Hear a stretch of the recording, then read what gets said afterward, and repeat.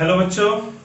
सो बच्चों आज हम लोग एक नया चैप्टर शुरू करने जा रहे हैं और उस चैप्टर का नाम है इलेक्ट्रोस्टैटिक पोटेंशियल एंड कैपेसिटेंस। ये आपके एनसीईआरटी का सेकेंड चैप्टर है। कई बुक्स में आपको ये एक ही चैप्टर में चैप्टर 1 चैप्टर 2 दोनों दिया होता है। एनसीईआरटी में आपका सेकेंड चैप्टर है इलेक्ट्रोस्टैटिक पोटेंशियल एंड कैपेसिटेंस। देखिए अभी तक पिछले चैप्टर में हमने क्या पढ़ा, हमने चार्जेस के बारे में पढ़ा, फिर दो चार्जेस एक दूसरे के साथ किस तरीके से इंटरैक्ट करते हैं, फिर दो से ज्यादा चार्जेस एक दूसरे किस तरीके से इंटरैक्ट करते हैं, चार्जेस के बीच के इलेक्ट्रिक फोर्स के बारे में हमने पढ़ा। उसको पढ़ने के लिए हमने इलेक्ट्रिक फील्ड के बारे में पढ़ा। अब इस चैप्टर में हमारा जो मेजर कंसर्न रहेगा वो रहेगा उन चार्जेस की पोटेंशियल एनर्जी के बारे में पढ़ने का, उन चार्जेस के पोटेंशियल के बारे में पढ़ने का। और एक स्पेशल टॉपिक हमारा इस चैप्टर में कैपेसिटेंस, उसको भी हम लोग पढ़ेंगे। तो बच्चों स्टार्ट करते हैं हम लोग पोटेंशियल एनर्जी और पोटेंशियल के कॉन्सेप्ट से। ठीक है, तो याद करिए जब हमने क्लास 11th में पोटेंशियल एनर्जी के बारे में पढ़ा था तो हमने कहा था कि कोई भी एक ऐसी एनर्जी जो कि किसी भी एक बॉडी के अंदर स्टोर्ड होती है by virtue of its position, यानी उसके पोजीशन के आधारित, यानी उसके पोजीशन पे बेस्ड जो उस ऑब्जेक्ट के अंदर एनर्जी स्टोर्ड होती है उसे हम उसकी पोटेंशियल एनर्जी कहते हैं। The energy stored inside the body of an object by virtue of its position, यानी उसके पोजीशन पे बेस्ड, तो उसे हम लोग पोटेंशियल एनर्जी कहते हैं। फिर हमने ये भी डिस्कस किया था कि पोटेंशियल एनर्जी कब स्टोर होता है हमारा। देखिए किसी भी एक बॉडी को आप उठा लीजिए, जैसे सपोज करिए कि एक मार्कर है जो क्लास 11th में आपने पढ़ा था, उसका मैं एक छोटा सा रिकैप दे रहा हूं। ये सपोज करिए आपके पास मार्कर है, इस मार्कर का कुछ ना कुछ वजन है, वजन की वजह से जो अर्थ है ये इसके ऊपर नीचे की तरफ एक ग्रेविटेशनल फोर्स लगा रहा है। अगर हमें कह दिया जाए कि इस मार्कर को आप उठाकर यहां से यहां लेकर जाओ, तो जाहिर सी बात है जिस डायरेक्शन में ग्रेविटेशनल फोर्स लग रहा है उसके ऑपोजिट डायरेक्शन में हमें इस मार्कर को लेकर जाना है।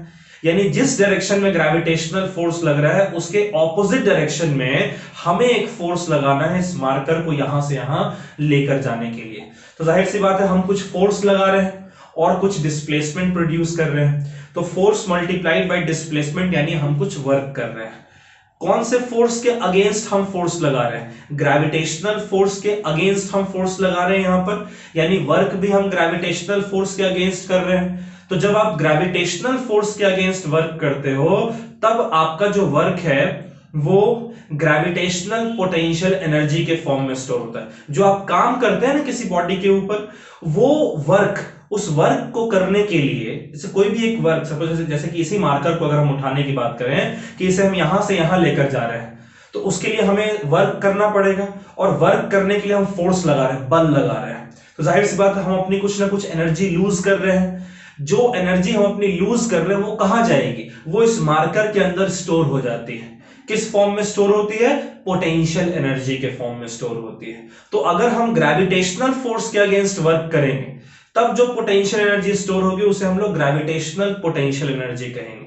अगर हम स्प्रिंग के अगेंस्ट अगर हम वर्क करेंगे, स्प्रिंग फोर्स के अगेंस्ट वर्क करेंगे, तब हमारी एनर्जी स्प्रिंग पोटेंशियल एनर्जी के फॉर्म में स्टोर होगी। समझ रहे हैं इस बात को?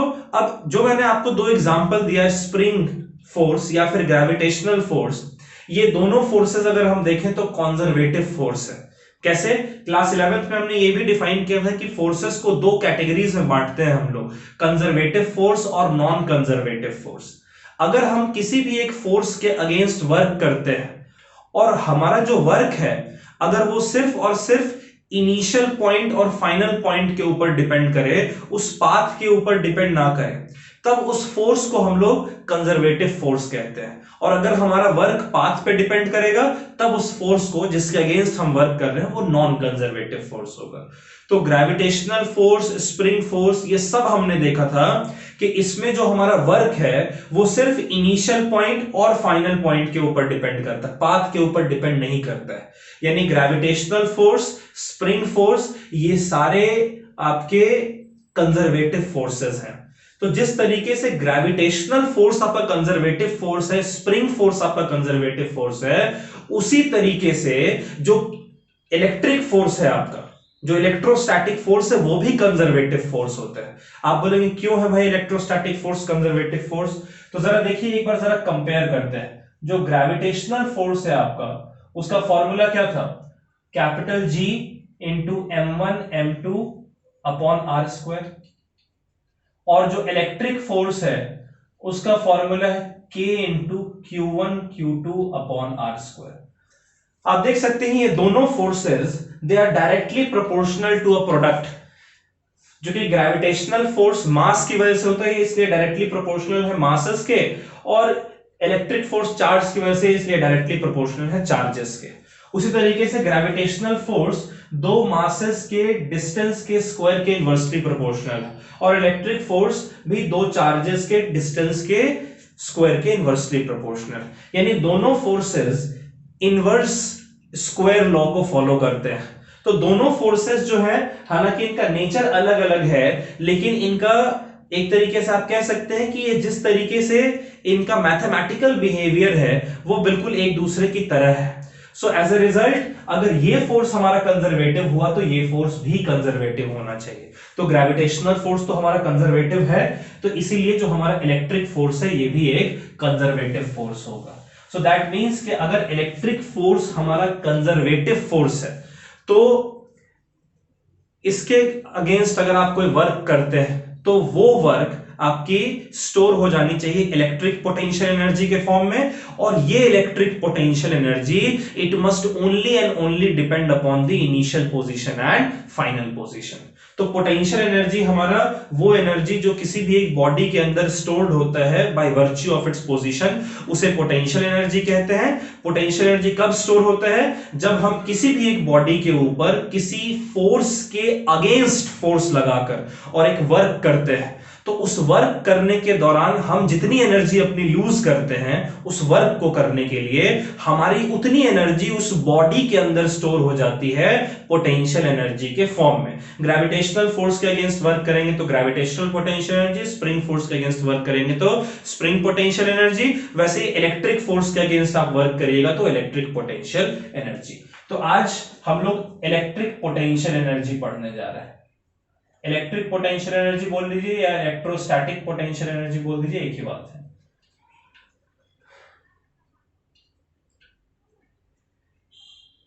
इलेक्ट्रोस्टैटिक पोटेंशियल एनर्जी, ठीक है। तो इलेक्ट्रोस्टैटिक पोटेंशियल एनर्जी को हम लोग U सिंबल से रिप्रेजेंट करते हैं। ये एक स्केलर क्वांटिटी है बिकॉज ये एक एनर्जी, और हमने पढ़ा 11th में कि एनर्जी एक स्केलर क्वांटिटी है। क्लियर है? तो इलेक्ट्रोस्टैटिक पोटेंशियल एनर्जी हम लोग समझते हैं क्या है। कंसीडर करिए कि हमारे पास एक ओरिजिन है और इस ओरिजिन पर हमने एक capital Q source charge place कर रखा है। जैसे ही आप इस ओरिजिन पर कैपिटल Q चार्ज प्लेस करेंगे, पिछले चैप्टर में हम पढ़ चुके हैं कि इस कैपिटल Q चार्ज की वजह से इसके आसपास के रीजन के हर एक पॉइंट पर एक इलेक्ट्रिक फील्ड जनरेट होती है ना। और सपोज करें कि इसी चार्ज से कुछ दूरी पर एक P पॉइंट है, O पॉइंट से लेट अस से कि स्मॉल r डिस्टेंस की दूरी पर एक P पॉइंट, ठीक है, या डिस्टेंस अभी आप छोड़ दीजिए, एक P पॉइंट है कुछ दूरी पर, और इस P पॉइंट पर हमने एक स्मॉल q टेस्ट चार्ज को लाकर प्लेस किया है। हमने कंसीडर किया है कि ओरिजिन में हमारे पास एक कैपिटल Q चार्ज प्रेजेंट है। जैसे ही हम इस कैपिटल Q चार्ज को रखेंगे, इस कैपिटल Q चार्ज की वजह से इसके आसपास के हर एक पॉइंट पर, P पॉइंट पर भी एक इलेक्ट्रिक फील्ड हमारा जनरेट हो जाएगा। वैसे ही जो एक और पॉइंट मैं आपको शो कर रहा हूं, R पॉइंट, यहां पर भी इलेक्ट्रिक फील्ड होगा इस कैपिटल Q चार्ज की वजह से। तो ये जो P पॉइंट है, इस P पॉइंट पर भी कैपिटल Q चार्ज की वजह से इलेक्ट्रिक फील्ड है। अब यहां पर लाकर हम एक स्मॉल q चार्ज को, टेस्ट चार्ज को लाकर प्लेस कर दे रहे हैं। तो हम जानते हैं कि जैसे ही हम इस स्मॉल q चार्ज को यहां पर लाकर प्लेस करेंगे, इस कैपिटल Q चार्ज की वजह से इसके ऊपर एक ऑपोजिट डायरेक्शन में, मान लेते हैं सिंप्लिसिटी के लिए कि कैपिटल Q और स्मॉल q दोनों ही ग्रेटर देन 0 है, यानी दोनों ही पॉजिटिव है। हम लोग दोनों नेगेटिव भी मान सकते हैं, एक को पॉजिटिव एक को नेगेटिव, कुछ भी मान सकते हैं, कोई फर्क नहीं पड़ता है। लेकिन हम सिंप्लिसिटी के लिए अज्यूम कर रहे हैं कि कैपिटल Q चार्ज भी पॉजिटिव है और स्मॉल q चार्ज भी पॉजिटिव है। तो जैसे ही हम इस स्मॉल q चार्ज को P पॉइंट पर लाकर प्लेस करेंगे, क्या होगा इस P पॉइंट पर, इस स्मॉल q चार्ज पर एक फोर्स लगेगा इस कैपिटल Q चार्ज की वजह से। ये फोर्स स्मॉल q चार्ज पर रेडियली आउटवर्ड इस डायरेक्शन में होगा। इस फोर्स को हम लोग इलेक्ट्रिक फोर्स कहते हैं। ठीक है बच्चों, अब आपको एक टास्क दिया गया है, आपको ये टास्क दिया गया है कि आप इस स्मॉल q चार्ज को इस इलेक्ट्रिक फोर्स के अगेंस्ट उसके ऑपोजिट डायरेक्शन में एक एक्सटर्नल फोर्स लगाकर, यानी आप इलेक्ट्रिक फोर्स के अगेंस्ट एक फोर्स लगाकर आपको इस चार्ज को P पॉइंट से R पॉइंट तक लेकर जाना है। अब ऐसा करने के लिए आप इमेजिन कीजिए कि यहां पर एक, आप जहां पर खड़े हैं वहां पर ओरिजिन है जहां पर कैपिटल Q चार्ज है, इसकी वजह से हर एक जगह पर इलेक्ट्रिक फील्ड है, और एक P पॉइंट है इससे कुछ दूरी पर जहां पर स्मॉल q टेस्ट चार्ज आपने रखा है। इस स्मॉल q टेस्ट चार्ज पर कैपिटल Q की वजह से इलेक्ट्रिक फोर्स लग रहा है बाहर की तरफ, क्योंकि दोनों पॉजिटिव हैं, और आपको टास्क दिया गया है कि आप P पॉइंट से इलेक्ट्रिक फोर्स के अगेंस्ट एक एक्सटर्नल फोर्स लगाकर इसे P पॉइंट से R पॉइंट तक लेकर जाए। तो जाहिर सी बात है इस इलेक्ट्रिक फोर्स के अगेंस्ट अगर आप फोर्स लगाएंगे तो एक तो आप फोर्स लगा रहे हैं P पॉइंट से R पॉइंट तक, और एक इस स्मॉल q चार्ज का P से R आप डिस्प्लेसमेंट प्रोड्यूस कर रहे हैं। तो फोर्स भी लगाएं और डिस्प्लेसमेंट भी प्रोड्यूस करें, यानी आप कुछ ना कुछ इस इलेक्ट्रिक फोर्स के अगेंस्ट वर्क कर रहे हैं। तो वो वर्क जो कि आपने करना पड़ रहा है, work done from P to R, P point से R पॉइंट तक जो आपको वर्क करना पड़ रहा है वो वर्क हमारा हो जाएगा इक्वल्स टू, कितना वर्क हो जाएगा, integral of F external force dot displacement हमारा होता है ना, तो F एक्सटर्नल डॉट dr, इतना ही वर्क आप करेंगे ना। और ये वर्क कहां से कहां तक कर रहे हैं आप P पॉइंट से लेकर और R पॉइंट तक ये वर्क कर रहे हैं। क्लियर है बात। और जब आप इस चार्ज को एक्सटर्नल फोर्स लगाकर इसे मूव करके लेकर आ रहे हैं R पॉइंट तक, तो उस पर एक कंडीशन है, और वो कंडीशन ये है कि आपको ठीक उतना ही फोर्स लगाना है जितने फोर्स में इस चार्ज के ऊपर नेट फोर्स लगभग जीरो हो जाए। तो कितना फोर्स, जितना इलेक्ट्रिक फोर्स इधर है उतना ही आप फोर्स इधर लगाएंगे, यानी आपका जो एक्सटर्नल फोर्स है वो माइनस ऑफ इलेक्ट्रिक फोर्स के बराबर होना चाहिए, यानी दोनों फोर्सेस मैग्नीट्यूड में इक्वल और डायरेक्शन में ऑपोजिट होंगे, तो इसके ऊपर नेट फोर्स हो जाएगा जीरो। यानी मैं एग्जैक्टली नहीं कह रहा हूं, हल्का सा ये फोर्स ज्यादा होगा, लेकिन लगभग दोनों बराबर होंगे। तो अब यहां पर क्या होगा, इस चार्ज के ऊपर जब आप इसे P पॉइंट से R पॉइंट तक लेकर जाएंगे तब नेट फोर्स जीरो होगा। नेट फोर्स जीरो का मतलब कि कोई एक्सेलरेशन नहीं है, और एक्सेलरेशन नहीं है यानी कि इस पर वेलोसिटी इसकी चेंज नहीं हो रही है, और वेलोसिटी चेंज नहीं हो रही यानी आप इसे कांस्टेंट वेलोसिटी के साथ लेकर जा रहे हैं, यानी इसका मोशन किस तरीके से आपको करना है, कांस्टेंट वेलोसिटी के साथ। ठीक है, आप कांस्टेंट वेलोसिटी के साथ इसे आप P पॉइंट से R पॉइंट तक लेकर जाते हैं। अच्छा, इस फोर्स को हम इस तरीके से लिख सकते हैं, F एक्सटर्नल की जगह माइनस F इलेक्ट्रिक लिखे हैं तो minus F electric vector dot dr vector from point P two point R। ठीक है, अब इतना वर्क आपने किया है इस चार्ज को P से R पॉइंट तक लेकर जाने में। ये वर्क आपका किस फॉर्म में स्टोर होना चाहिए, ये जितना भी वर्क आप कर रहे हैं, इस वर्क को करने के लिए आपने कुछ ना कुछ अपनी एनर्जी लूज की है ना।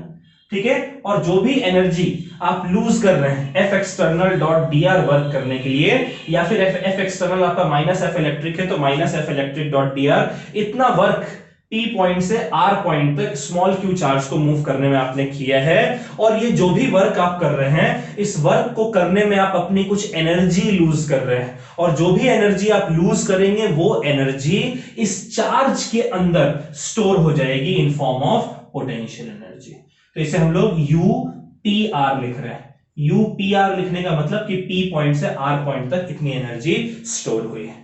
ठीक है, अब समझिए UPR हमारा किसके बराबर होना चाहिए, UPR हमारा होना चाहिए equals to potential energy at final position minus potential energy at initial position. क्यों, आप बोलेंगे भाई आपने ऐसा क्यों लिख दिया, तो देखिए हमने डिस्कस किया था कि इलेक्ट्रिक फोर्स जो है वो एक कंजर्वेटिव फोर्स होता है, और कंजर्वेटिव फोर्स जो है उसका वर्क डन सिर्फ और सिर्फ इनिशियल पोजीशन और फाइनल पोजीशन के ऊपर डिपेंड करता है, और बीच के पाथ के ऊपर डिपेंड नहीं करता है। यानी आप P पॉइंट से चार्ज को इस तरीके से लेकर जाइए, या फिर इस तरीके से लेकर जाइए या सीधा लेकर जाइए, आपने जो वर्क करना है वो वर्क आपका इनिशियल पॉइंट और फाइनल पॉइंट पर जो पोटेंशियल एनर्जी है उस पोटेंशियल एनर्जी के डिफरेंस के बराबर होगा।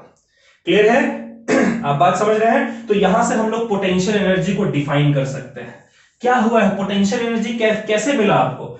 जब आप इस स्मॉल क्यू चार्ज को इलेक्ट्रिक फोर्स के अगेंस्ट एक एक्सटर्नल फोर्स लगाकर एक जगह से दूसरी जगह लेकर जा रहे हैं, तब ऐसा करने में आपने जो वर्क किया है that work gets stored in form of potential energy. तो पोटेंशियल एनर्जी को मैं पीई लिख रहा हूं, P डॉट ई, P मतलब पोटेंशियल, E मतलब एनर्जी। तो पोटेंशियल एनर्जी को हम लोग डिफाइन करेंगे, अगर एग्जाम में डेफिनेशन आता तो आप लिख सकते हैं, is defined as the work done, is defined as the work done in moving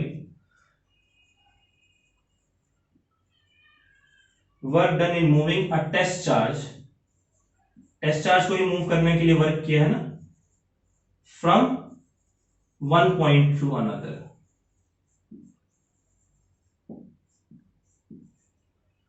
from one point to another against electric force. ठीक है, ये आपका कौन सा है, इलेक्ट्रिक पोटेंशियल एनर्जी है। ठीक है, इलेक्ट्रिक पोटेंशियल एनर्जी। तो इलेक्ट्रिक पोटेंशियल एनर्जी, जिसको हम इस चैप्टर में पोटेंशियल एनर्जी भी कहेंगे, उसे हम लोग डिफाइन करते हैं एज द वर्क डन। हमने जो वर्क किया है एक टेस्ट चार्ज को एक पॉइंट से दूसरे पॉइंट पे मूव करने के लिए इलेक्ट्रिक फोर्स के अगेंस्ट। और अगर आपसे कोई पूछे कि भाई आपने जो वर्क किया है, तो आप फोर्स लगा रहे हो, तो आप वर्क कर रहे हो, ये चार्ज भी तो फोर्स लगा रहा है ना, इलेक्ट्रिक फोर्स, यानी इलेक्ट्रिक फोर्स भी तो कुछ वर्क कर रहा होगा। क्योंकि दोनों फोर्सेस का डायरेक्शन अपोजिट है, इसीलिए इलेक्ट्रिक फोर्स ने जितना वर्क किया है और एक्सटर्नल फोर्स लगाकर आपने जितना वर्क किया है, दोनों वर्क एक दूसरे के मैग्नीट्यूड में इक्वल है लेकिन डायरेक्शन में अपोजिट है। क्लियर है बात? Are you getting my point? ठीक है, तो अब एक चीज आप नोट कर ले यहां पर कि पोटेंशियल एनर्जी हमारा सिर्फ और सिर्फ इनिशियल और फाइनल पॉइंट के ऊपर डिपेंड करता है, बीच के पाथ के ऊपर डिपेंड नहीं करता है। और यहां पर नोटिस कीजिए आपने जो वर्क डन है उसे दो अलग अलग पॉइंट के पोटेंशियल एनर्जी के डिफरेंस के टर्म्स में डिफाइन किया है। लेकिन अगर आपसे कोई कहे कि define potential energy at a point, define potential energy at a point, किसी एक पॉइंट पर पोटेंशियल एनर्जी डिफाइन करने को अगर वो कहते हैं, तब कैसे डिफाइन करेंगे? तब देखिए, सपोज करें कि यहां पर ये ओरिजिन है जहां पर हमारे पास कैपिटल क्यू चार्ज है, ठीक है, और यहां से हमारे पास एक पॉइंट है P जो कि ओरिजिन से स्मॉल r डिस्टेंस की दूरी पर। इसी पॉइंट पर सिर्फ आपको पोटेंशियल एनर्जी डिफाइन करना है। यहां पर तो पोटेंशियल एनर्जी आप दो पॉइंट के बीच में डिफाइन किया, आपने पोटेंशियल एनर्जी का डिफरेंस आपने डिफाइन किया, लेकिन सिर्फ एक पॉइंट पर पोटेंशियल एनर्जी डिफाइन करना हो तो एक पॉइंट पर पोटेंशियल एनर्जी नहीं डिफाइन किया जा सकता है। इसीलिए हम चालाकी से क्या कर रहे हैं कि दूसरा पॉइंट जो है उसे हम इंफिनिटी मान लेते हैं। इंफिनिटी क्यों मान रहे हैं? देखिए, इंफिनिटी पर जो पोटेंशियल एनर्जी है वो आपका जीरो के बराबर होता है। क्यों जीरो के बराबर होता है भाई, कैसे मान ले? पोटेंशियल एनर्जी क्या है? Work done. और वर्क कब होगा? जब फोर्स लगेगा। अगर कोई फोर्स नहीं लगेगा तो वर्क जीरो होगा ना। और इंफिनिटी पर जब आप टेस्ट चार्ज को लाकर रखेंगे, इस टेस्ट चार्ज को इंफिनिटी पे लाकर रखेंगे, तो सोर्स चार्ज की वजह से इस पर तो कोई फोर्स नहीं लगेगा, यानी यहां पर पोटेंशियल एनर्जी जीरो है। अब जब आप वर्क करेंगे इंफिनिटी से इस चार्ज को P पॉइंट पर लेकर आने में, तब ये वर्क आपका किस फॉर्म में स्टोर होना चाहिए? पोटेंशियल एनर्जी के फॉर्म में स्टोर होना चाहिए ना। कहां से कहां तक? P पॉइंट और इंफिनिटी पॉइंट के बीच तक में पोटेंशियल एनर्जी। ठीक है, आप इंफिनिटी से लेकर आए इसलिए इंफिनिटी P ले लीजिए। पहले जहां से स्टार्ट करते हैं फिर जहां एंड करते हैं, और ये आपका क्या हो जाएगा? Potential energy at final point यानी potential energy at P minus potential energy at initial point potential energy at infinity. और इंफिनिटी पे पोटेंशियल एनर्जी आपका जीरो होता है, इसीलिए ये जो वर्क डन आपका है ये सिर्फ और सिर्फ potential energy at a point के बराबर हो जाएगा।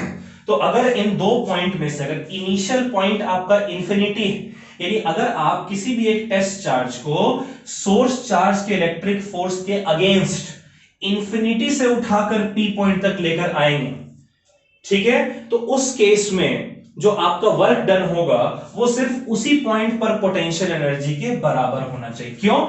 हालांकि हमने लिया है फाइनल पॉइंट पर potential energy minus initial point पर पोटेंशियल एनर्जी, लेकिन इनिशियल पॉइंट की पोटेंशियल एनर्जी 0 है, तो इसलिए आप लिख सकते हैं कि potential energy at a point, potential energy at a point is defined as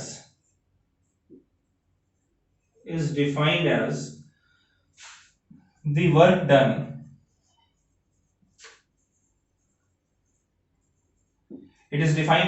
done in moving a test charge, work done in moving a test charge, जैसे यहां from one point to another लिखा था, यहां पर लिखेंगे test charge from infinity to a point against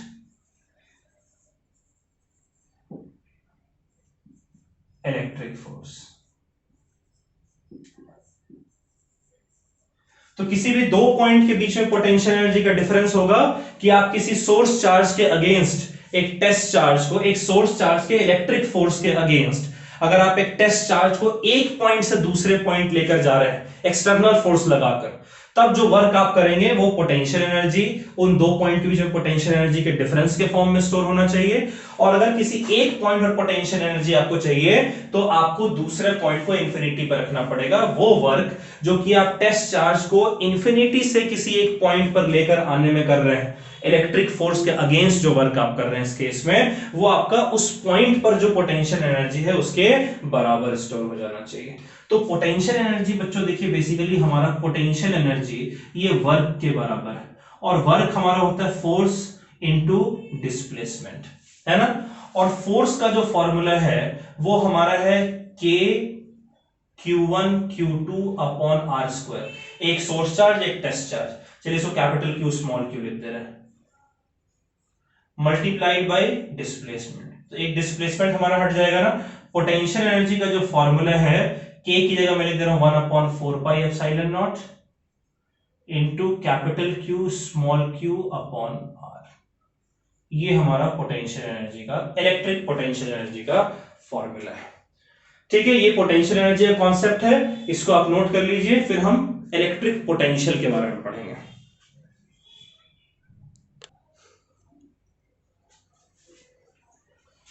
अच्छा एक चीज नोटिस कीजिए बच्चों, जो पोटेंशियल एनर्जी उसका फॉर्मूला हमारा आया 1/4 epsilon not capital Q small q upon R आया ना, ठीक है।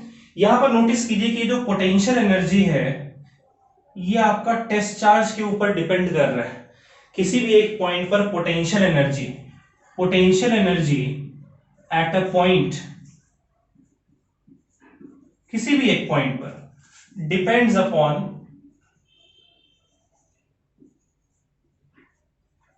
Test charge.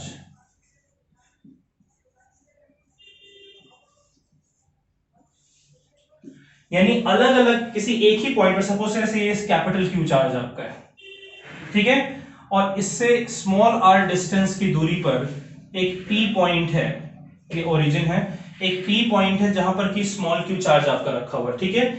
इस स्मॉल q चार्ज को रखेंगे तब potential energy 1/4 epsilon not capital Q small q upon R होगा।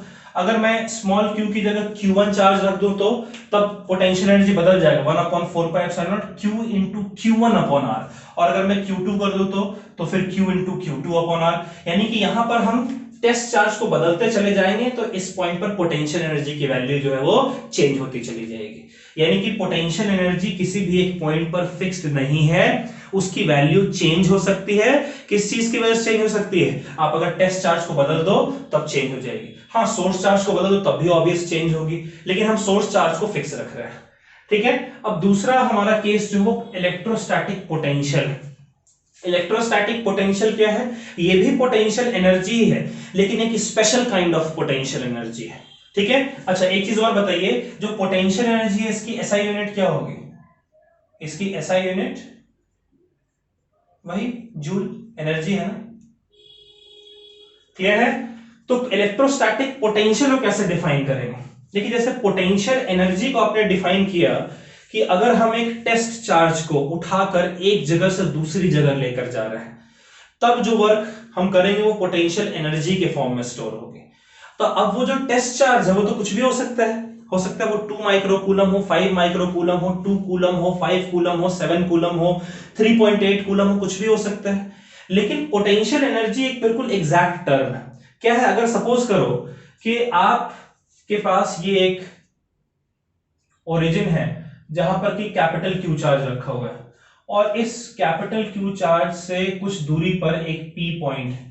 ठीक है। अब पिछले केस में पोटेंशियल एनर्जी वाले केस में क्या कर रहे थे? हम यहां पर क्यू चार्ज को रखते थे, है ना, और ये क्यू की वैल्यू कुछ भी हो सकती थी। क्लियर है? अब पोटेंशियल के केस में इलेक्ट्रोस्टैटिक पोटेंशियल, इसको आप सिंपली पोटेंशियल भी कह सकते हैं।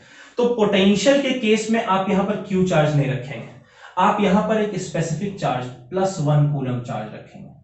-1 कूलम चार्ज भी नहीं, +1 कूलम चार्ज। ठीक है। और उसके बाद जाहिर सी बात है इसको भी हम पॉजिटिव ले रहे हैं, तो ये भी पॉजिटिव है, तो इसके ऊपर फोर्स इस डायरेक्शन में लगेगा, इलेक्ट्रिक फोर्स। अब आपको फिर से वही टास्क दिया गया है कि आप P पॉइंट से R पॉइंट तक इलेक्ट्रिक फोर्स के अगेंस्ट एक एक्सटर्नल फोर्स लगाकर और इस +1 कूलम चार्ज को P पॉइंट से R पॉइंट तक लेकर आइए। तो ऐसा करने के लिए आपको कुछ वर्क करना पड़ेगा। ठीक है। Work done in moving +1 coulomb charge. कितना वर्क करना पड़ेगा आपको? ये वर्क आपको करना पड़ेगा equals to integral of F external dot dr, है ना। अब ये जो वर्क इस केस में करना पड़ रहा है, ये आपका स्टोर हो जाएगा इन form of electric potential.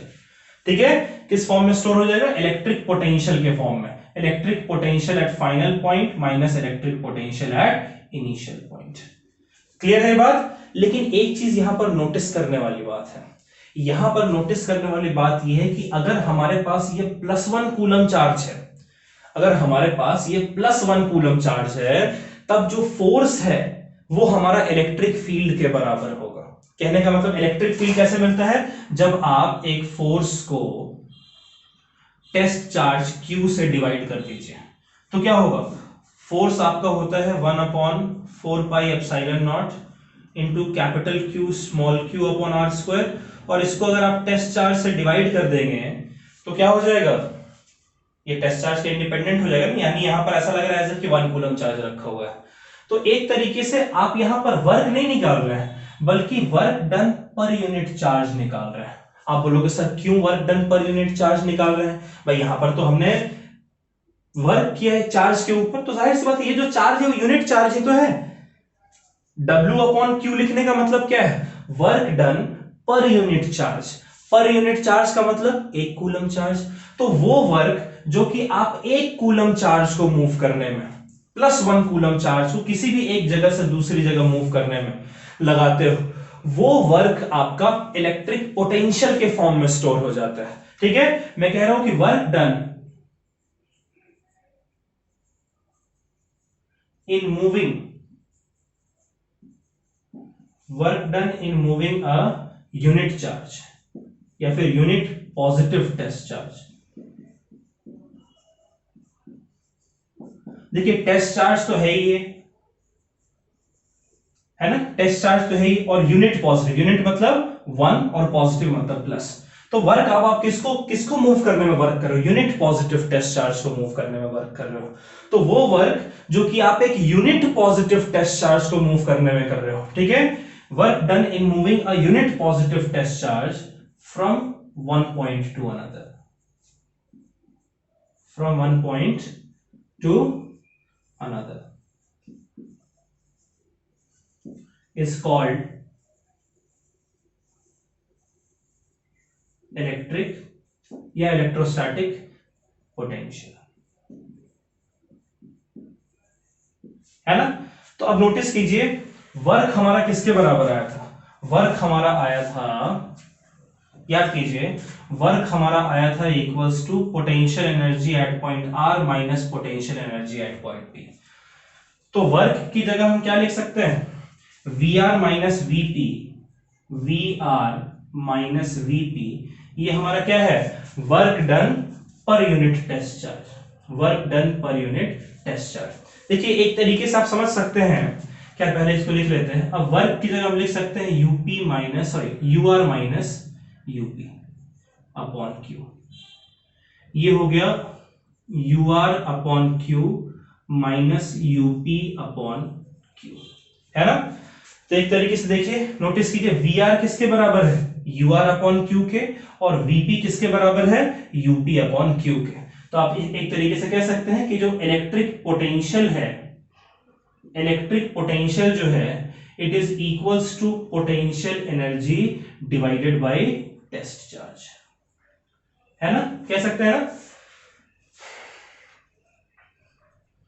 Clear है। तो पोटेंशियल, इलेक्ट्रिक पोटेंशियल को कैसे डिफाइन करेंगे, it is defined as potential energy per unit test charge. एक चीज आप समझिए, सपोज कीजिए कि 6 कूलम चार्ज को मूव करने में जो पोटेंशियल एनर्जी आपका स्टोर हुआ है वो 60 जूल का हुआ है।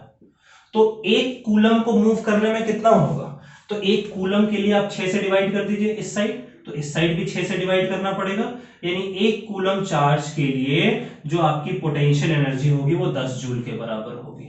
और यही 1 कूलम चार्ज के लिए, 1 कूलम चार्ज को मूव करने में जो वर्क आपको करना पड़ता है, या जितनी एनर्जी आप लूज कर रहे हो, जितनी एनर्जी स्टोर होती है, वही एनर्जी तो इलेक्ट्रिक पोटेंशियल के फॉर्म में हम डिफाइन कर रहे हैं। यानी अगर आपको पोटेंशियल एनर्जी गिवन है कि भैया 10 कूलम चार्ज को मूव करने में ना हमें इतनी पोटेंशियल एनर्जी स्टोर हुई है, तो कोई पूछे कि तो 1 कूलम चार्ज को मूव करने में कितनी पोटेंशियल स्टोर होगी, तो भाई 4 से डिवाइड कर दीजिए। यहां पर देखिए हमने 4 से डिवाइड कर दिया है, हमारा पोटेंशियल निकल कर आ गया। जितना कूलम चार्ज के लिए आप पोटेंशियल एनर्जी निकाल रहे हो, उतने कूलम चार्ज से अगर आप पोटेंशियल एनर्जी को डिवाइड कर दोगे तो 1 कूलम के लिए एनर्जी निकल कर आ जाएगी और वो आपका पोटेंशियल होगा, ठीक है। तो पोटेंशियल, चूंकि आपका पोटेंशियल एनर्जी अपॉन चार्ज है, पोटेंशियल एनर्जी का एसआई यूनिट क्या है, जूल, और चार्ज का है कूलम, तो इसीलिए SI unit of potential, SI unit of potential, electrostatic potential, ये हमारा होगा जूल पर कूलम, और जूल पर कूलम को हम लोग वोल्ट भी कहते हैं, ठीक है। वोल्ट को हम लोग स्मॉल v सिंबल से रिप्रेजेंट करते हैं। क्लियर बच्चों, तो इसको नोट कर लीजिए आप एक बार। तो देखिए अभी तक एक चीज आप एक बार समरी सुन लीजिए। अभी तक हमने ये देखा कि अगर हमारे पास कोई भी एक टेस्ट चार्ज है, क्यू टेस्ट चार्ज, चाहे उससे कुछ भी वैल्यू हो, अगर उसे हम सोर्स चार्ज के अगेंस्ट एक जगह से दूसरी जगह मूव करते हैं, सोर्स चार्ज की वजह से जो इलेक्ट्रिक फोर्स लग रहा है उसके अगेंस्ट एक्सटर्नल फोर्स लगाकर उसे एक जगह से दूसरी जगह मूव करते हैं, तब जो वर्क हम करते हैं वो वर्क हमारी पोटेंशियल एनर्जी के फॉर्म में स्टोर होती है। और अगर उस टेस्ट चार्ज को हम स्पेसिफाई कर दें कि वो +1 कूलम के बराबर है, तब जो वर्क हम करेंगे उसे एक जगह से दूसरी जगह मूव करने में, वो हमारा इलेक्ट्रिक पोटेंशियल के फॉर्म में स्टोर होता है। यानी पोटेंशियल एनर्जी, अगर 10 जूल के लिए आप वर्क कर रहे हैं तो पोटेंशियल एनर्जी, तो 1 जूल के लिए वर्क करेंगे तो क्या, तो इलेक्ट्रिक पोटेंशियल। तो यूनिटरी मेथड से तो बहुत आसान है कि भाई 10 जूल के लिए आपने पोटेंशियल एनर्जी निकाल लिया, तो उसको 10 से डिवाइड कर दीजिएगा, तो 1 जूल का पोटेंशियल एनर्जी, 1 कूलम का पोटेंशियल एनर्जी निकल कर आ जाएगा, और 1 कूलम के लिए पोटेंशियल एनर्जी जो है आपका इलेक्ट्रिक पोटेंशियल होता है, ठीक है। तो देयरफॉर इलेक्ट्रिक पोटेंशियल आपका है potential energy per unit charge. इसको नोट कर लीजिए। ये पहले पोटेंशियल एनर्जी वाला जो आपने नोट किया है उसमें पहले यहां तक नोट कर लीजिए, उसके बाद फिर इसको नोट कर लीजिए और लास्ट में यूनिट लिख लीजिएगा।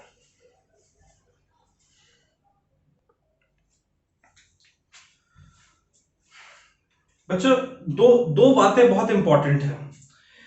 पोटेंशियल एनर्जी को कैसे डिफाइन किया, तो सोर्स चार्ज के अगेंस्ट एक टेस्ट चार्ज को, जब हम एक सोर्स चार्ज के पास एक टेस्ट चार्ज को रखेंगे तो सोर्स चार्ज की वजह से इलेक्ट्रिक फोर्स लगेगा, उस इलेक्ट्रिक फोर्स के अगेंस्ट अगर हम टेस्ट चार्ज को किसी एक पॉइंट से दूसरे पॉइंट पर लेकर जाते हैं, तब जो भी वर्क हम करते हैं वो वर्क उसके पोटेंशियल एनर्जी के फॉर्म में स्टोर होते हैं, और वो पोटेंशियल एनर्जी फाइनल पॉइंट पर और इनिशियल पॉइंट पर जो पोटेंशियल एनर्जी उसके डिफरेंस के बराबर है।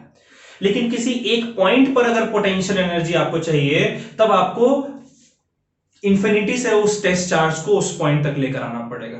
तो इंफिनिटी से उस पॉइंट तक अगर हम एक टेस्ट चार्ज को इलेक्ट्रिक फोर्स के अगेंस्ट लेकर आते हैं, तब जो भी वर्क हमें करना पड़ता है वो वर्क उस पॉइंट पर पोटेंशियल एनर्जी के बराबर होता है। इलेक्ट्रिक पोटेंशियल का भी ऐसा ही हिसाब किताब है। इलेक्ट्रिक फोर्स के अगेंस्ट जो वर्क हम करते हैं एक यूनिट पॉजिटिव टेस्ट चार्ज को एक पॉइंट से दूसरे पॉइंट पर लेकर जाने में, ये अभी हमने यहां पर देखा था कि वो इलेक्ट्रिक पोटेंशियल के बराबर होता है, और वो इलेक्ट्रिक पोटेंशियल दोनों पॉइंट पर जो पोटेंशियल है उसके डिफरेंस के बराबर होता है। लेकिन अगर इन्फिनिटी से लेकर आए टेस्ट चार्ज को, तब क्या होगा देखते हैं। तो हम लोग देखना चाहते हैं, हमारा टॉपिक है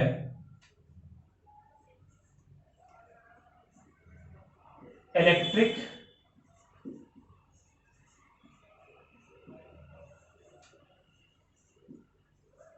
पोटेंशियल एट अ पॉइंट।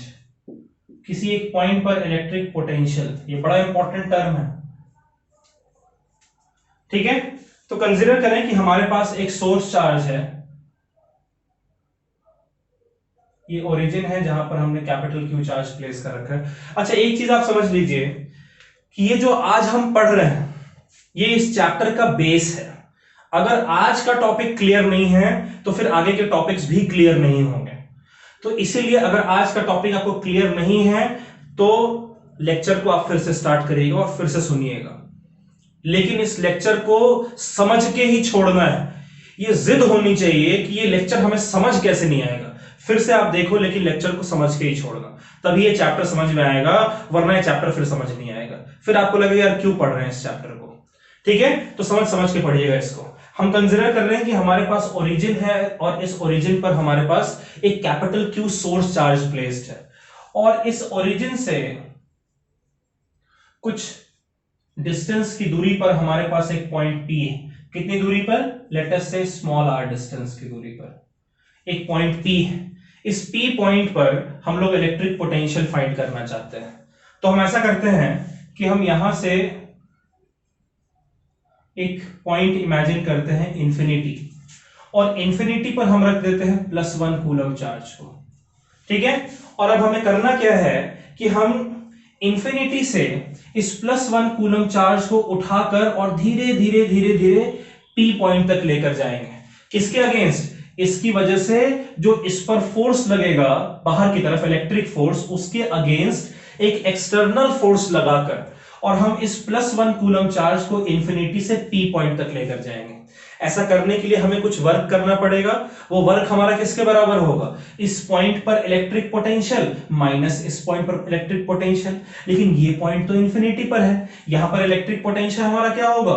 0 के बराबर होगा ना। देखिए पोटेंशियल एनर्जी जो हमारा है वो 0 है इंफिनिटी पे, और उसे अगर हम Q से डिवाइड कर दें तो U अपॉन Q क्या होता है? V। तो अगर U 0 है तो U अपॉन Q भी 0 होगा, यानी V 0 है, इंफिनिटी पे V 0 है। तो यहां से हमें इसे उठाकर यहां लेकर जाना है, ठीक है। अब मैं आपको पहले पूरा आइडिया बता दे रहा हूं, उसके बाद फिर आप समझो कैसे करना है। मैं क्या करने जा रहा हूं कि मेरे पास जैसे ये +1 कूलम चार्ज है, ठीक है। इस +1 कूलम चार्ज को हमें इंफिनिटी से उठाकर P पॉइंट तक लेकर जाना है ना। तो मैं बीच में एक पॉइंट कंसीडर कर लेता हूं P'। ये बीच में एक पॉइंट है P'। इस P' की जो दूरी है ओरिजिन से, वो सपोज कर लें आपकी R' के बराबर, ठीक है। P' पॉइंट की दूरी कितनी है ओरिजिन से? R' के बराबर है। तो जाहिर सी बात है जब आप इस +1, ध्यान से सुनिएगा, जब आप इस +1 कूलम चार्ज को इंफिनिटी से उठाकर और लेकर जाएंगे धीरे धीरे धीरे धीरे, तो कभी ना कभी किसी एक वक्त पे आप P' पॉइंट पर भी तो प्रेजेंट होंगे ना, यहां से भी तो गुजरेंगे ना।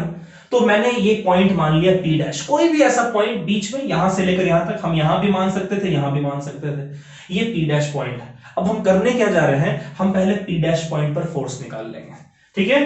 Force on +1 coulomb charge, force on +1 coulomb charge when at P dash। कितना फोर्स होना चाहिए? इस फोर्स को मैं F डैश कह दे रहा हूं।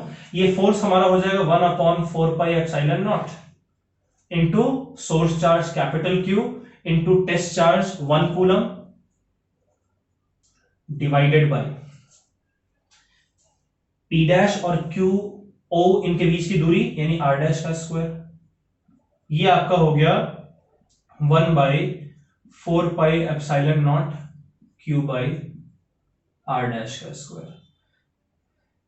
P डैश पॉइंट पर इतना फोर्स लगेगा ना इस +1 कूलम चार्ज पर, ठीक है। अब यहां से हम इस +1 कूलम चार्ज को थोड़ी सी दूरी, ये dr डिस्टेंस है, इतना dr डिस्टेंस मूव करेंगे। तो जाहिर सी बात है इस dr डिस्टेंस मूव करने के लिए आपको थोड़ा सा वर्क करना पड़ेगा ना, वो वर्क हम लोग निकाल लेते हैं। तो वर्क डन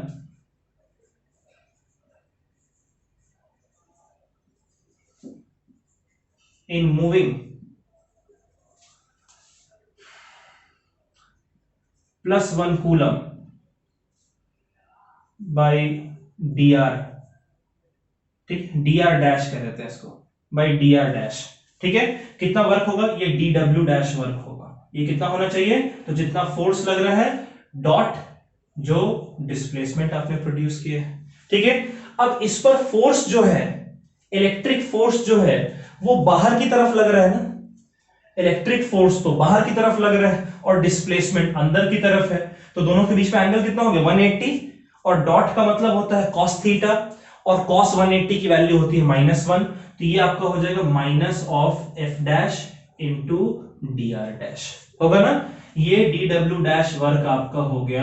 एफ डैश की जगह लिख सकते हैं ये 1/4πε0 Q upon R dash square into dr dash, और एक माइनस साइन है। इतना वर्क आपने किया है ना। अब ये छोटा सा वर्क है, अगर इस वर्क को मैं यहां से लेकर यहां तक इंटीग्रेट कर दूं तो मेरा टोटल वर्क निकल कर आ जाएगा ना। मैंने किया क्या? मैंने पहले कोई इंटरमीडिएट पॉइंट माना P डैश, जो कि R डैश दूरी पर है Q चार्ज से। कभी ना कभी जब आप इस रास्ते से जाओगे तो +1 कूलम चार्ज को P पॉइंट से भी पास करते हुए जाओगे। तो P डैश पॉइंट पर जब आप होगे तब जो उसके ऊपर फोर्स लग रहा है, इतना फोर्स लग रहा है। अब P डैश पॉइंट पर जब आप उसे dr डैश डिस्टेंस से मूव करोगे, छोटा सा डिस्टेंस, तो उस छोटे से डिस्टेंस को मूव करने के लिए जो थोड़ा सा जो वर्क हम कर रहे हैं वो वर्क हमने कैलकुलेट कर लिया। इनफैक्ट जो इलेक्ट्रिक फोर्स की वजह से वर्क है वो वर्क हमारे यहां निकल कर आ गया। अब ये थोड़ा सा वर्क है, अगर इसी वर्क को इतना dr डैश डिस्टेंस पर इतना वर्क हुआ है, फिर पूरे इसको यहां से यहां तक dr dash dr dash dr dash एक छोटे छोटे हिस्सों में डिवाइड करें और सारा वर्क निकाल लें। ऐड करने की जगह अगर हम यहां से लेकर यहां तक सारे वर्क को इंटीग्रेट कर देते हैं तो टोटल वर्क हमारा निकल कर आ जाएगा। तो ये जो टोटल वर्क हमारा है, total work in moving +1 coulomb charge, ठीक है, total work in moving +1 coulomb charge from infinity to P। ये टोटल वर्क हमारा कितना हो जाएगा? ये टोटल वर्क हमारा हो जाएगा इंटीग्रल ऑफ ये वाला, ये जो छोटा सा वर्क है इसको हम इंटीग्रेट कर दे रहे हैं Q by R dash square, minus sign पहले से बाहर लिख दे रहे हैं, dr डैश। कहां से कहां तक? इंफिनिटी से लेकर P पॉइंट जिसकी दूरी स्मॉल r है, स्मॉल r डिस्टेंस तक है ना। तो इसके लिए -1/4πε0, और जो Q है वंस को Q से मल्टीप्लाई करें Q हो जाएगा, ये आपका हो गया। और ये आपका हो जाएगा, बचेगा क्या अंदर? 1/r डैश का स्क्वायर इंटू dr डैश, ठीक है। अब आप लोग 12th में आ गए हैं, आपको बेसिक जो इंटीग्रेशन है वो आप लोगों को पता है। तो ये वर्क डन हमारा जो निकल कर आएगा वो हो जाएगा Q अपॉन 4πε0, एक माइनस साइन है, 1/r dash square dr dash होता है -1/r डैश के बराबर, ठीक है, -1/r डैश के बराबर। क्यों? इसको हम लिख सकते हैं इंटीग्रल ऑफ, अगर ये डिनोमिनेटर में जो r डैश स्क्वायर है इसको अगर हम ऊपर में तो r dash to the power -2 dr dash होगा, है ना। और ये क्या हो जाएगा? r dash to the power -2 +1 upon -2 + 1। तो देखिए ये आपका क्या आ रहा है, ये आपका आ रहा है -2 + 1, तो -1 हो जाएगा, तो माइनस आ गया, और ये हो जाएगा r' -1, और डिनोमिनेटर में इसको लिखेंगे तो ये हो जाएगा 1/r', है ना।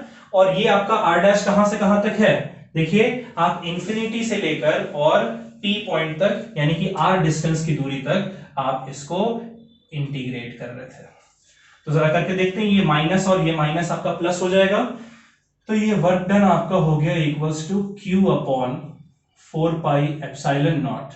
पहले अपर लिमिट पुट करते हैं, r' की जगह r पुट करेंगे हो जाएगा 1/r, माइनस इंफिनिटी पुट करेंगे तो 1/∞, और 1/∞ क्या होता है, 0, ठीक है। सो देयरफॉर वर्क डन हमारा क्या हो जाएगा, ये आ गया हमारा 1/4πε0 इंटू Q/r। और ये जो वर्क है, ये कौन सा वर्क है, ये वो वर्क है जो कि हमने +1 कूलम चार्ज के ऊपर किया है, इसे इस पॉइंट से इस पॉइंट तक लेकर आने में। तो ये वर्क हमारा क्या हो जाएगा, इन दोनों पॉइंट पर जो पोटेंशियल है, potential at final point P minus potential at infinity, इनके डिफरेंस के बराबर होना चाहिए, लेकिन इंफिनिटी पर जो पोटेंशियल है वो हमारा 0 के बराबर है। इसलिए जो पोटेंशियल है किसी भी एक पॉइंट P पर, ये हमारा 1/4πε0 इंटू Q/r के बराबर होना चाहिए ना। और इसको P को हटा देते हैं, क्योंकि हम जनरल किसी भी पॉइंट के लिए पोटेंशियल का फॉर्मूला हमारा ये हो जाएगा। यानी नोटिस कीजिए, पोटेंशियल आपका दो चीजों के ऊपर डिपेंड करता है, एक तो सोर्स चार्ज के डायरेक्टली प्रोपोर्शनल है, और दूसरा जो है वो टेस्ट चार्ज के इनवर्सली प्रोपोर्शनल है ना। वैसे ही पोटेंशियल एनर्जी का फॉर्मूला क्या आया था, पोटेंशियल एनर्जी का फॉर्मूला हमारा आया था 1/4πε0, ठीक है, into capital Q small q upon r, आया था ना। अब नोटिस कीजिए, हमने लिखा है v is equals to u upon q। अगर इस q को मैं इधर ले जाऊं तो v हमारा क्या हो जाएगा, u हमारा क्या हो जाएगा, v इंटू q। तो v जो हमारा है 1/4πε0 कैपिटल Q अपॉन r, इसको स्मॉल q से मल्टीप्लाई कर दीजिए, तो ये पोटेंशियल एनर्जी का फॉर्मूला आ जाएगा, ठीक है। इसको नोट कर लीजिए, फिर इन दोनों के लिए हम लोग ग्राफ बनाते हैं।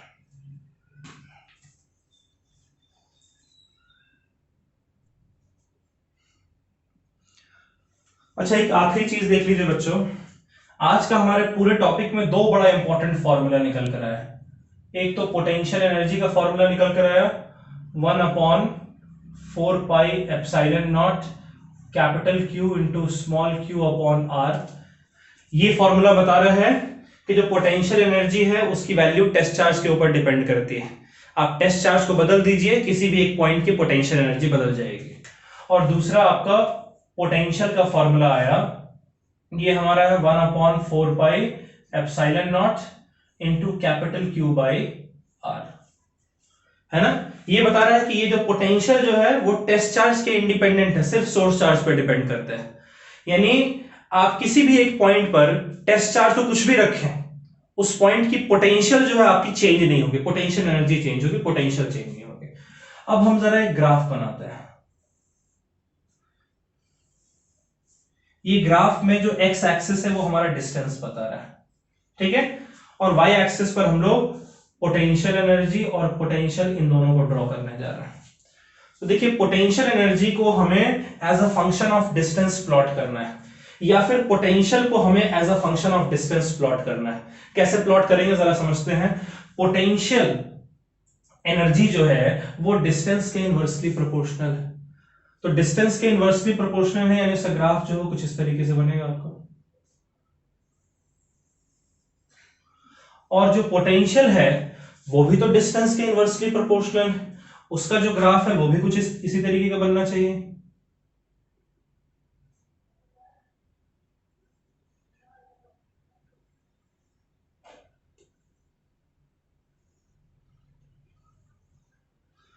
तो दोनों ग्राफ हमारा इसी तरीके का बनेगा, लेकिन अब सवाल उठता है कि भाई कौन सा ग्राफ जो है वो हमारा v का है और कौन सा ग्राफ हमारा u का है। क्लियर है बात? सो आप सोचिए कि कौन सा ग्राफ हमारा v का होना चाहिए और कौन सा ग्राफ हमारा u का होना चाहिए। थोड़ा सा फोकस करिए, ये इस ग्राफ को मैं कह दे रहा हूं, ये कर्व हमारा है कर्व 1, और ये कर्व हमारा है कर्व 2। तो कर्व 1 किसका होना चाहिए, पोटेंशियल एनर्जी का होना चाहिए कि पोटेंशियल का, कि कर्व 2। सोचा बच्चों आपने? देखिए वैसे तो स्पेसिफिकली कहना ठीक बात नहीं रहेगा, क्योंकि ये Q के वैल्यू के ऊपर डिपेंड करेगा, स्मॉल q के वैल्यू के ऊपर। अगर स्मॉल q की वैल्यू 1 से ज्यादा है तो जाहिर सी बात है u की वैल्यू v से ज्यादा होनी चाहिए। उस केस में जो सेकंड वाला है वो आपका u होगा और फर्स्ट वाला जो है वो आपका v होगा। ठीक है, किस केस के लिए? अगर q आपका ज्यादा है तो, q ज्यादा है यानी 1 से ज्यादा है, ठीक है, q अगर 1 से ज्यादा है तो 1/4πε0 q बाई r की जो भी वैल्यू है उसे हम 1 से बड़े नंबर से मल्टीप्लाई करते हैं, u की वैल्यू ज्यादा होगी ना, तो u की वैल्यू ज्यादा है तो किसी भी एक पॉइंट पर देखिए, ये पॉइंट है, इस डिस्टेंस के लिए अगर मैं देखूं तो देखिए v की वैल्यू ये है और u की वैल्यू ये है, तो u की वैल्यू ज्यादा है ना इस वाले ग्राफ पे, इसलिए आपके u की ग्राफ हो गया। ठीक है, नोट कर ले बच्चों इसको।